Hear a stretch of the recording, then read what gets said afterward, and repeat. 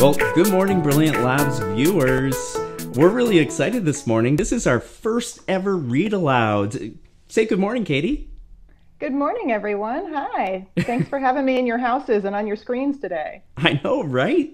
It's a little weird to think that we were going to try to do this digital read aloud, but Katey, we're so happy for you to be here to share your story with us. Can you tell us a little bit about, before we get into the read aloud, what your story is about that you're going to read to us? Well, sure. I'm going to be reading my book, Be a Maker, this morning. Squeeze it in there in the camera. Awesome. And really, it's inspired by my own life and my children, and by my Girl Scout troops and all the kids that I like to hang out with and have fun with, because I realize that we're all makers in different ways. And when we think about the course of our day and all the things we make, it's an amazing number of things, and that we should take the time to celebrate them and to reflect back on our day and think about which things did we make that made us feel really proud. So I wrote a book about it. That's such a great message, and it's true. We are all makers. It doesn't matter the materials that we use. What matters is that journey from idea to conception, when we can stand back and look at what we've made and share it with someone else. It's beautifully illustrated, so tell us about your illustrator and who published it and where we can find it. Oh, wonderful. Sure. So the illustrator's name is Elizabeth Vukovic. She lives in Amsterdam, so she and I have never actually met. No way. What happens when you have the idea for a book is that you write the book and then you send it out to publishing companies. And a publishing company will say, yes, I'd like to turn these words into a picture book. Here are some ideas for illustrators who could work on it with you. Do you like any of them? Neat. And I loved Elizabeth's art right away, as did the publisher. The publisher is called Lerner Publishing Group, and it's a smaller part of Lerner called Carol Rhoda. Carol Rhoda focuses on books that are really going to be meaningful for kids, and that really kind of resonate with our lives. And so it's supposed to really talk to us and talk about us. And I think Be a Maker does that. So Elizabeth is a bit of a maker herself. And she says ever since she was a kid, she's loved to go to the hardware store and pick up cool little bits and pieces and make things out of them. So having her be part of this book was fantastic. She snuck in all sorts of cute things into the pictures that weren't in the words, that made the story even better. And that's one of the great things about working on picture books, is that it's a collaboration. You bring your ideas, other people bring their ideas, and together it becomes something even better than it was to start with. Ah, that's great. And we're kind of foreshadowing into the book. So thank you for telling us a little bit about the illustrator and the publisher. And Brilliant Labs viewers, I hope you're ready. This is going to be a great experience. Katey, thanks for joining us. And I'm going to turn this over to you. And whenever you're ready, please lead us in Be a Maker. Sounds good. So here's Be a Maker. It's by Katey Howes. That's me. And it's still a thrill to see my name on the front of a book. I bet. And it's illustrated by Elizabeth Vukovic. And if you look there on the cover, right on top of the M in the word maker, there's a little spider. And Elizabeth snuck that spider into a lot of the illustrations throughout the book. So if you get your own copy and you can hold it at home, or if you're in the library and you check it out, you can look for that spider and think about what he's doing in each of the different spreads, because spiders were Elizabeth's favorite kind of makers. Cool. So it's not something that's anywhere in the words, but he sneaks into the pictures, and you can look for him while you read. All right, we're ready to turn the page and get started.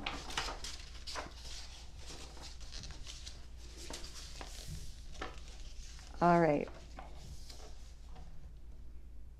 Ask yourself this question in the morning when you wake. In a world of possibilities, today, what will you make? Make a tower, make it tall, make it balance, wobble, fall. Make a mess, or make instead a universe inside your head. I love to think about that when I read this page with kids, that you can make a mess in your house, and you probably do every day.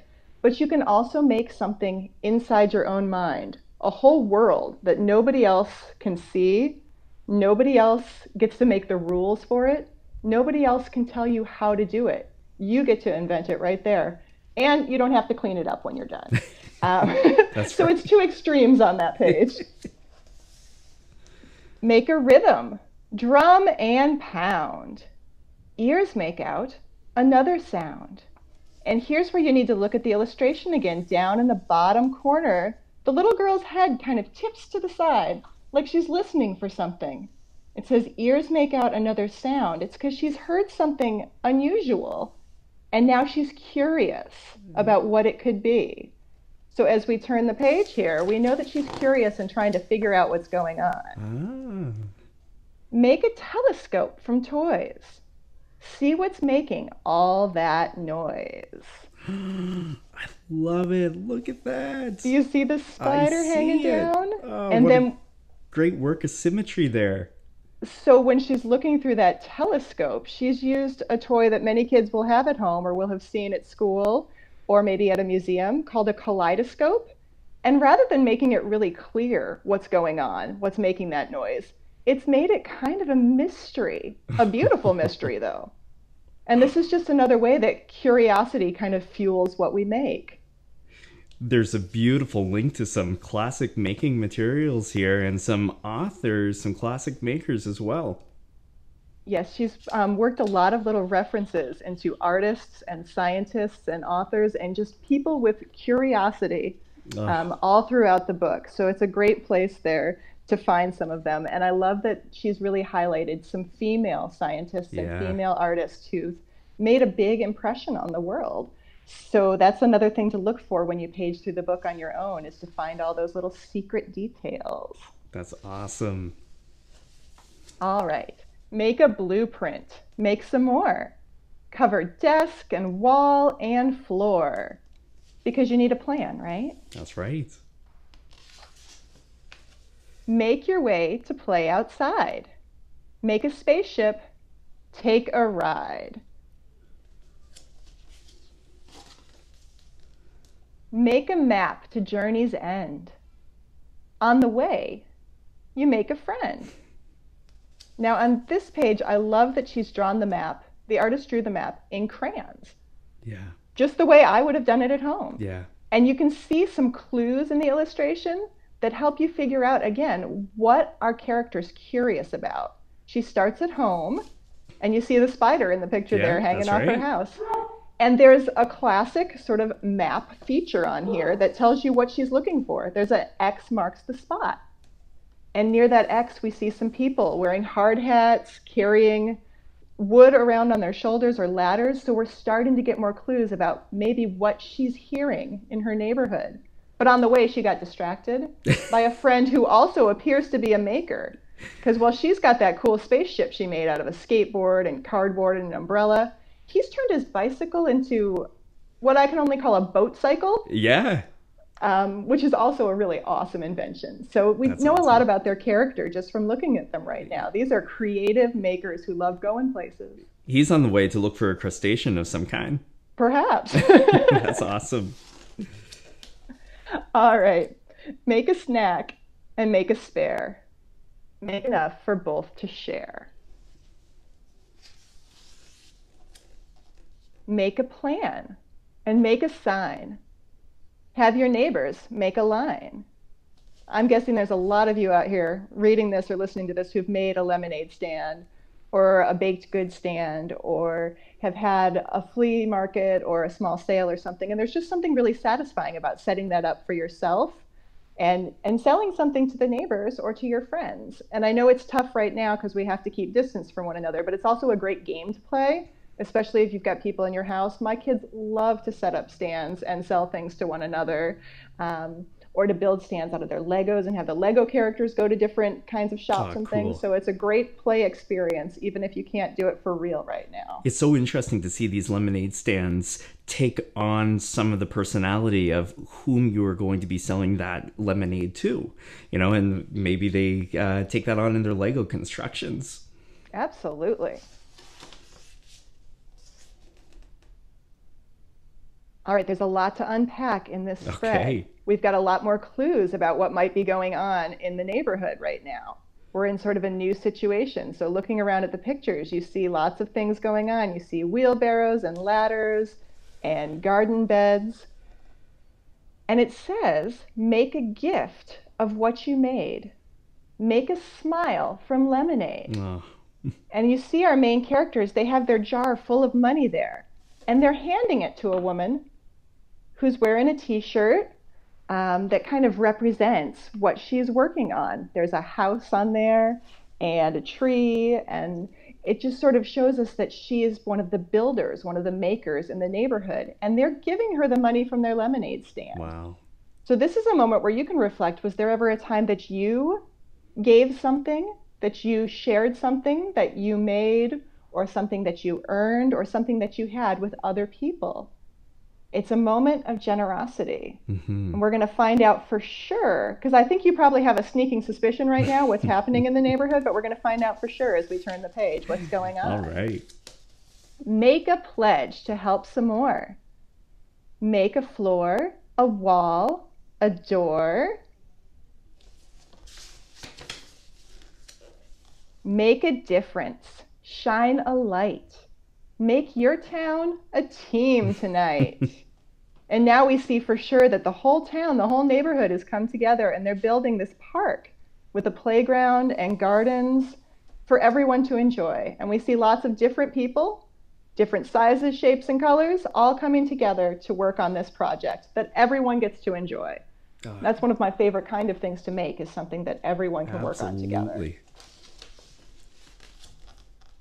Wow. Ask yourself this question as the sun begins to fade. In a day of making choices, are you proud of what you made? We've got one more page at the very end I want you to take a quick look at. So if you can flip the page for me. This last page doesn't have any words, but it comes right after that question. In a day of making choices, are you proud of what you made? And we're standing behind the characters. We see the back of them looking back at the playground and really looking back at their day. And you can think to yourself, are they proud of what they made today? If you were one of those characters, which of the things would you be most proud of? Would you be proud of that cool tower at the beginning? Be proud of giving the gift of your earnings from the lemonade stand? Be proud of making a friend? There's so much to be proud of in a day, and you can kind of put yourself in their shoes and think about that. So I love that last picture. I can't tell you how powerful this last picture. You know how powerful this last picture is, because it's often so inspiring to reflect on what you have made, and we often find ourselves when we were visiting classrooms throughout Atlantic Canada. There's nothing more important than the reflection after you have made this, and maybe it's not done, but that reflective journey.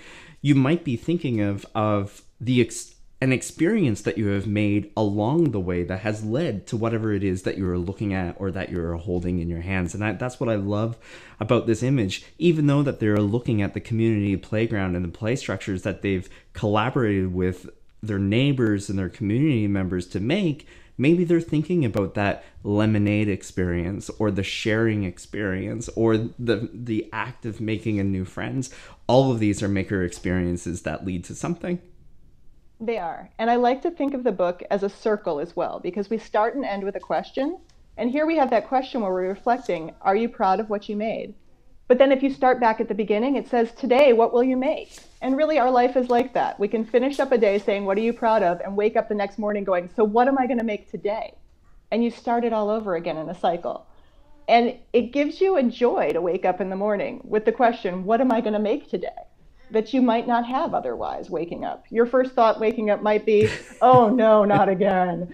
Or I've got to walk the dog. That's right. But waking instead, up you get to think, I'm going to make something today. Yeah, it's very empowering. And waking up in a bedroom like our main character here is pretty empowering. We have Da Vinci, we have a mobile of a solar system here, constellations on the curtains, a molecule or building blocks down in the bottom. Your illustrator really did a great job at capturing inspiration in the materials that we curate for our bedrooms. Yes, she really sort of crammed in a lot of innovators and exciting people and powerful ideas and different things that you can be curious about, because a maker doesn't mean any one thing. And I love that she's made sure to include so many different references. to people who paint, to people who cook, to people who do science. It's all making. Yeah. Oh, this is great. Well, Katey, I can't thank you enough for sharing your book here. And you're an author of a few other titles, right? Yes. So I have 2 more coming out next year, but I don't have anything to show about those yet because they take time to come. But in the past, I've had a few other books come out. This one is called Magnolia Mud and the Super Jumptastic Launcher Deluxe. And I'm terrible at getting things right in front of the camera. There we are. Which is also a maker sort of book. It's about a little girl named Magnolia who loves inventing. And her best inventing buddy is her Uncle Jamie. He's a rocket scientist. No way. And they love to make rockets and things together. But then he decides to get married. And his very fancy fiance wants Magnolia to be a flower girl. And she would rather find a part of the wedding that could really be her way and not a traditional way, but something that she gets to bring her own personality and spirits and talents to. So we kind of investigate some different traditions from weddings around the world, and she puts her own maker spin on each and every one of them. No way. And that's until available together now? They all make, oh, I won't tell you what they make, but they all make a way that she can really be part of the wedding, and they can all come together that way. Wow. So it's Magnolia Mud and the Super Jumptastic Launcher Deluxe, which is a really mouthful of a title. But it's super fun. And when we read it in classrooms, we make confetti launchers to go with it, which is super easy and fun. It's a toilet paper tube and a balloon and some duct tape.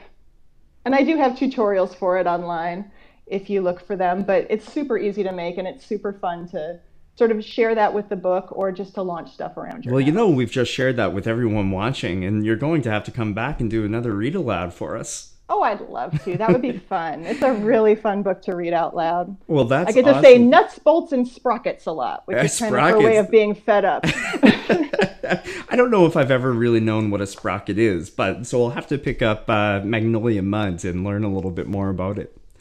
Before we go today, Katey, I really want to get your help with making yet another experience for our viewers. So for the last little while, we have been creating maker fun activities, which you have contributed to today by reading Be a Maker. And in the afternoon, we tried to challenge our makers, our young makers, or any makers who are following along with Brilliant Labs, to create something using a digital skill and integrating into those digital skills any other non-digital maker materials. And so something that we thought we would play around with, in your book, you talk about maker pledges. And what is it that you are going to make today? And what is it that you're going to make for your community today? And so I'm wondering if you can help us and issue all of our makers a challenge. I'd love to. I think that's a great idea because a challenge always sort of encourages us to try harder and explore things we might not do on our own. So when I read the book Be a Maker and we get to that page that says make a pledge, a lot of times I stop and I say, do you know what a pledge is? Yeah. And a lot of times people don't know what a pledge is. They have a pretty good guess, or here in the States, they'll say Pledge of Allegiance. That's right. The first thing that comes to mind for the kids. But they're not really sure what it means. A pledge is a solemn promise. That's the way I like to say it. A pledge is when you say, I promise to do something, and I promise it very sincerely. Like, I mean it. I'm not just saying it. So I'd love to give all of you makers a challenge today. I'd like you to pledge to be a maker in your community in some way today. And I know that that can be difficult when we can't connect face-to-face with people, but there's so many ways you can connect to That's one awesome. another from a distance. So your pledge is to be a maker and to share your personal maker skills, whatever they might be, with someone else in your community. Oh, that's great. And we're going to help you with that, everyone watching. So inspired by Katey's challenge to all of us, we're going to have some ways that you can safely and collaboratively make those pledges for your community. So if you just continue watching, there's going to be some details on how to do that and how to share that. So thank you very much, Katey. I think that's an inspiring challenge. And thank you for joining all of us in this read aloud today, in our living rooms or around the dining room table, in our classrooms, wherever it is that you're watching it. It's been wonderful. Thank you so much for having me and let me come into your homes and classrooms. And I hope you're inspired to make something new every single day. Katey's book is Be a Maker. It's beautifully illustrated and it's available on Amazon.ca, but we really encourage you to check out your local bookstores. Right now it may be a little difficult to get into those bookstores, but if you call them, they're really great at ordering in some new titles if they don't already have it in stock. Please remember to leave some comments on, Katey, what's the best way to do that? The Amazon website? Yes, if you decide to get the book or read the book, or if you enjoyed the read aloud this morning, you can go ahead and review the book on Amazon or on Goodreads if you have an account there. Those are the best places to leave a review and let other people know how you feel about the book. That's perfect. Once again, thank you very much. And Katey's going to be offering another, if you're a teacher listening, there's another event coming your way where we break down the pedagogical significance, or really just the implications of making with students, young makers, makers of all styles, and what that means for an empathetic community. And that's happening next week. We're going to be sending out some details about that via your email and our social media feeds. So if you want to continue this conversation, be sure to check that out. Thanks, Katey. Have a wonderful day. Thank you. Take care. If you've been spending any time online the past few weeks, you may have discovered an internet video sensation that involves people passing objects from one person to the next. It has been called the Makeup Brush Challenge or the Toilet Paper Challenge, and if you follow us on any of our social media feeds, Twitter, Facebook, and Instagram at 1 o'clock Atlantic Standard Time or 1:30 Newfoundland Time today, you will find all the details on how you can create your 3-second video on our collaborative compilation so that we can all be the makers that our communities need.